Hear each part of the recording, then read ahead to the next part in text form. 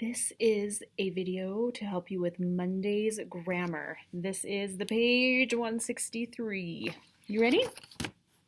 Talking about subject pronouns, which is a little bit of a review. We've talked about this before. A pronoun is a word that takes the place of a noun. Let's see how. I think it'll be really easy to just look down here at our example. Jane read her history text. This is the subject, but we can replace Jane with she. She read her history text, right? She is another word for the subject in this one, which is Jane. Okay? How about Ed and Mark studied for the test? We don't have to say Ed and Mark if someone knows who we're talking about. We could just say they. They studied for the test. So the pronoun in that sentence would be they. So that's just kind of the quick explanation of pronouns. Let's take a look here on number 1 through 5. We're going to underline the subject, right? So on the up above, we said Jane read her history text. That would be the subject, is Jane. We're talking about Jane. And then we're going to circle the verb in each sentence. The verb is the action word. Yes. So underline subject, circle verb, replace the nouns, so like Jane up above, with a pronoun. Let's take a look at number 1. Ken, Lee, and Martha want to write a play about the Revolutionary War. So the subject of this sentence, who or what is the sentence about? Ken, Lee, and Martha. So we're going to underline Ken, Lee, and Martha. That's our subject. The next part says that we circle the verb. So what do Ken, Lee, and Martha do? They want.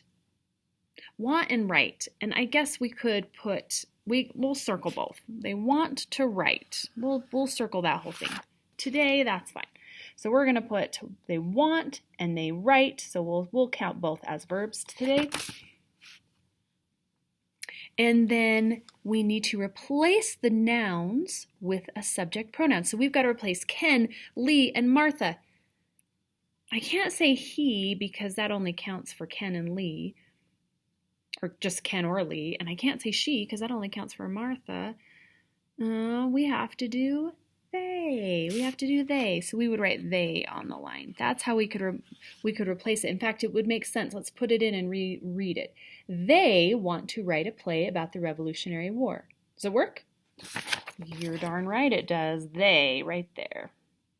Good. Okay, number 2, and then I will let you do the rest on your own. Ken begins researching the topic. So, who or what is the sentence about? What's the subject? Ken. So we circle Ken. Okay? We circle Ken. Then we we underline Ken. And then we circle the verb. What does he do? Ken begins researching. So researching is our verb. And then we need to replace that subject, which is Ken, with a pronoun. So what could we put? Instead of saying Ken, we could say he. So we put he on our line. He begins. So we replace it right there. He begins researching the plan. What? The topic. I can't read it on the other side. There we go. Okay? You can finish 3, 4, and 5 right now. If you'd like, pause the video because I'm going to look down at number 6 through 10 and explain that really fast. Okay, 6 through 10, we underline the correct subject pronouns in each sentence. What you need to do is read it in your head twice.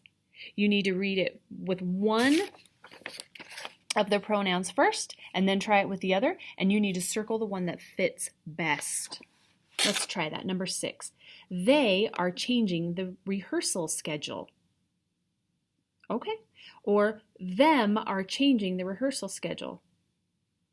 not them are. That doesn't make sense, right? That doesn't sound right. We want to say they are. They are. So we underline they.